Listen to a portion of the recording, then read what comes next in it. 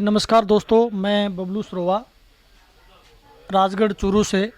आज हम बात करने जा रहे हैं कैलाश जी प्रजापत, जो बीवीएम हिसार में अपनी पत्रकारिता करते हैं। ये इधर उधर घूमते भी रहते हैं।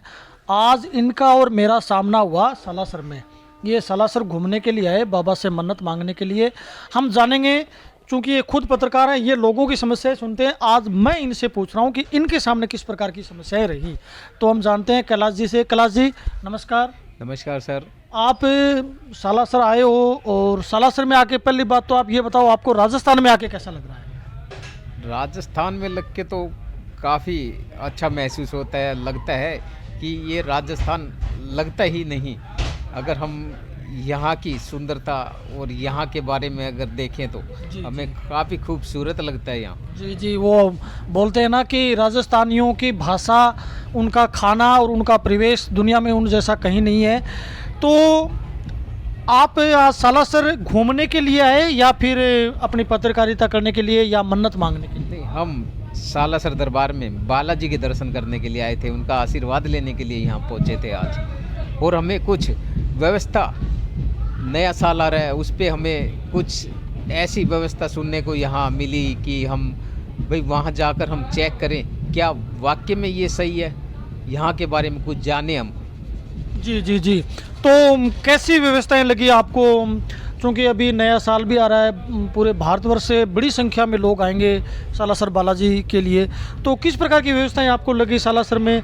क्या आप वर्तमान इस व्यवस्था से संतुष्ट रहे?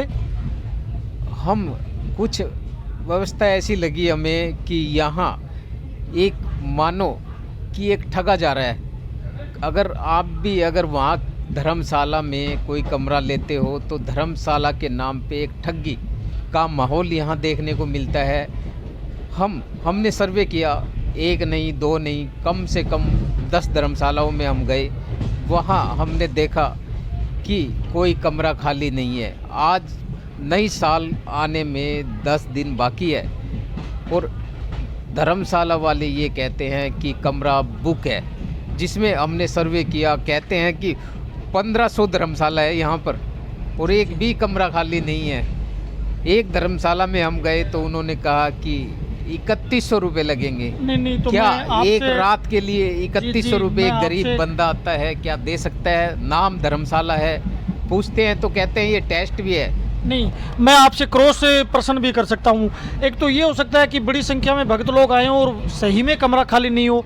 दूसरा ये भी कारण हो सकता है कि वो कमरा खाली न बोल के और बड़ी संख्या में, बड़ी मात्रा में आपसे पैसे लेने चाह रहे हो। इसके दोनों कारण हो सकते हैं सर। ये जैसे वो अब आप 3100 रुपये दो, आपको कमरा मिल जाएगा।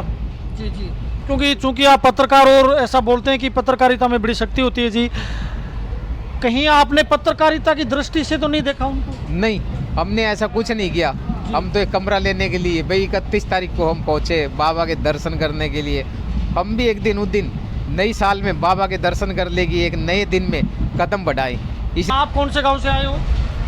मैं स्टेट हरियाणा और डिस्ट्रिक्ट हिसार से आया हूँ। डिस्ट्रिक्ट हिसार से आए हो जी। तो आप रात भर यहाँ रुके या फिर दिन में आए और अभी जा रहे हो? मैं सुबह आया था और अब बस शाम को वापस लौट रहा हूँ हिसार में।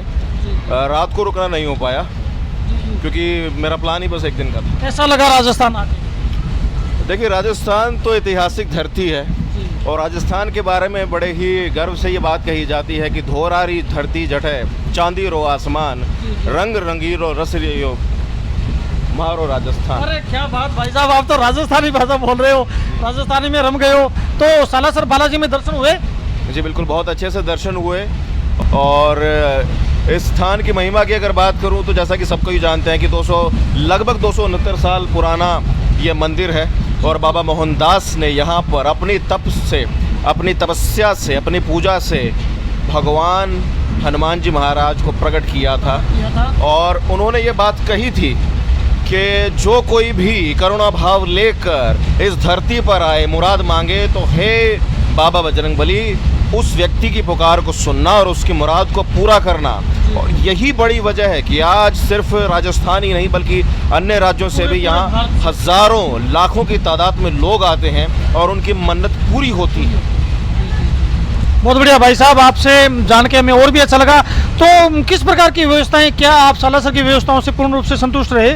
देखिए, अब आपने बात की व्यवस्था की, तो व्यवस्था में कहीं ना कहीं हर बार कुछ ना कुछ एक आगे बढ़ोतरी की गुंजाइश सदैव रह जाती है।